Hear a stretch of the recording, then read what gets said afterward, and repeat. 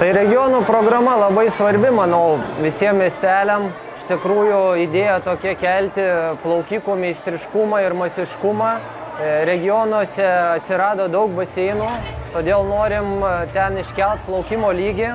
Todėl vyksta regionų taurė jau keli metai ir dabar LTU Aquatics jau pilnai perėmė šias varžybas ir jos tokios įgauna savo tikrai didžiulį mastą.